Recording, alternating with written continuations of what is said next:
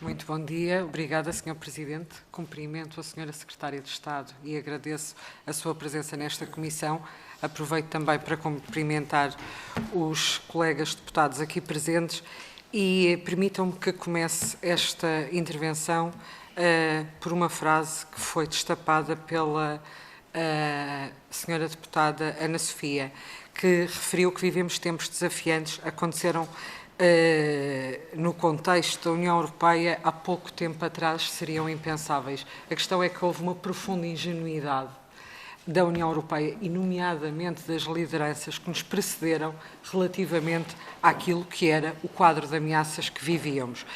E essa ingenuidade levou a que não se fossem tomadas decisões importantíssimas no quadro da arquitetura de segurança e defesa europeia e que neste momento estamos naturalmente a pagar. Ora, este Conselho Europeu, como a Sra. Secretária de Estado referiu, este Conselho Europeu extraordinário tem dois pontos na agenda. Primeiro, a Ucrânia e o segundo, a defesa. E não é possível falar de um sem falar de outro. Aliás, há aqui uma dialética entre os dois e os dois comunicam, até porque se Zelensky conseguiu alguma coisa pelos europeus nos últimos 3 anos, primeiro foi dar-nos tempo, que nós não soubemos utilizar, nomeadamente no sentido de desenvolvimento de capacidades para a Europa. E o segundo foi, efetivamente, depois do triste espetáculo de Realpolitik num reality show, expor aquilo que não é apenas o momento que vivemos, mas também a necessidade de dar resposta à Ucrânia. Não é com mobilização de apoio, por exemplo, nas redes sociais, na comunicação social, que somos pró-Ucrânia e que defendemos efetivamente os princípios estabelecidos na Carta das Nações Unidas, nomeadamente da soberania dos Estados e da integridade territorial dos mesmos, que nos conseguimos defender e conseguimos assegurar a proteção deste Estado.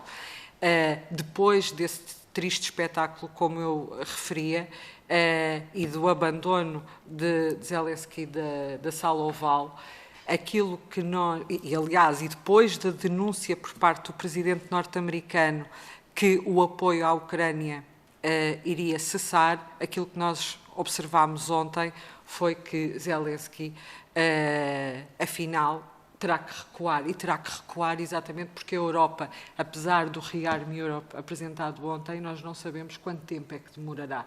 Nós não podemos continuar a fingir que quem não tem capacidades tem poder de decisão. E eu acho que isto é o mais importante do Conselho Europeu da manhã, é estarmos conscientes daquilo que será necessário fazer para que possamos, de certa forma, e com o quadro axiológico ao qual fomos habituados, dar as capacidades necessárias para o proteger.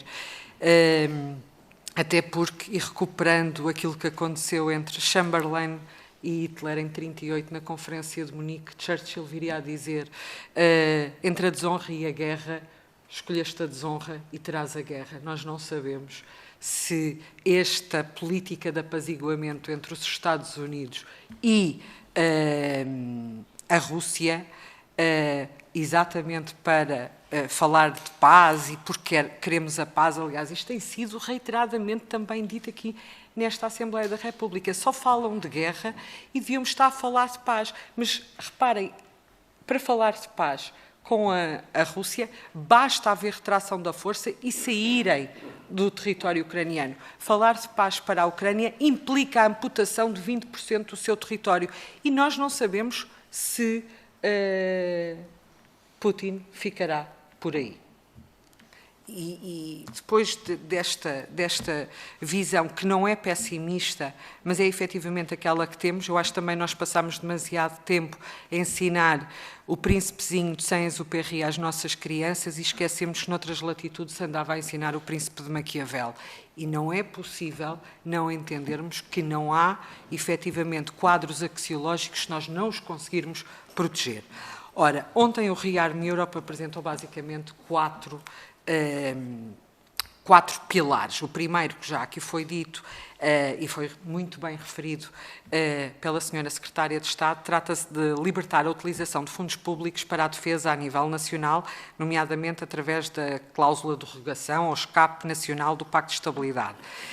E aqui, numa visão claramente otimista da Presidente da Comissão Europeia, refere que se os Estados-membros aumentarem as suas despesas com a defesa em 1,5% do seu PIB, pode significar 650 milhões em 4 anos. Ora, repare-se que o compromisso assumido na Cimeira de Gales pelos aliados, e não nos podemos esquecer que 23 Estados membros da União Europeia são também membros da Aliança Atlântica, foi 2%. Isto, por exemplo, para Portugal significará basicamente o dobro do investimento que neste momento faz em defesa. Mas se isto for conseguido, pode significar 650 milhões de euros em 4 anos. Adicionalmente, com o novo instrumento de 150 mil milhões de euros ao abrigo do artigo 122 do Tratado, de empréstimos destinados ao investimento, aliás, ao financiamento de investimentos militares estratégicos, que também prevêem aqui a redução da fragmentação, que tem sido um dos obstáculos do ponto de vista da defesa à União Europeia. Nós falamos de 800 mil milhões de euros. Este é o valor que está no relatório Draghi, exatamente previsto para a defesa, ou pelo menos apontado para a defesa. Não deixa de ser muito importante sublinhar que, neste momento, a União Europeia está a olhar para o relatório Draghi, o relatório Letta e o relatório Ninisto, este mais importante neste quadro, com muita atenção para lhe dar o seguimento necessário. Mas depois há aqui o terceiro e o quarto ponto, que é o direcionamento de fundos comunitários, nomeadamente no âmbito dos programas da política de coesão para a defesa e, do ponto de vista privado, através do Banco Europeu de Investimento, para financiar a reindustrialização e criar aqui uma dinâmica relativamente à base industrial e tecnológica de defesa europeia. A primeira pergunta que lhe faço é, relativamente a estes 4 pontos, o que é que Portugal vai defender amanhã no Conselho Europeu? Ou seja, qual é que vai ser o nosso posicionamento nas várias matérias? Porque eu não posso deixar de sublinhar que Portugal tem feito um esforço hercúleo para assumir os compromissos, quer com a defesa atlântica, quer com a defesa europeia. Aliás, hoje o Diário de Notícias traz que a defesa é o setor com maior execução do investimento público. Conseguiu gastar 100% das verbas previstas. Aliás, fala até no brilharete orçamental em 2024. Isto conseguiu-se, de certa forma, e não posso também deixar de referir, com a valorização e dignificação da carreira militar, mas também com aquilo que tem sido o investimento no setor, nomeadamente até através da aquisição de supertucanos. Uma última pergunta para finalizar é, relativamente ao Reino Unido e à França, que referiram que vão trabalhar no seu próprio plano de paz em conjunto com a Ucrânia, aliás, dia 3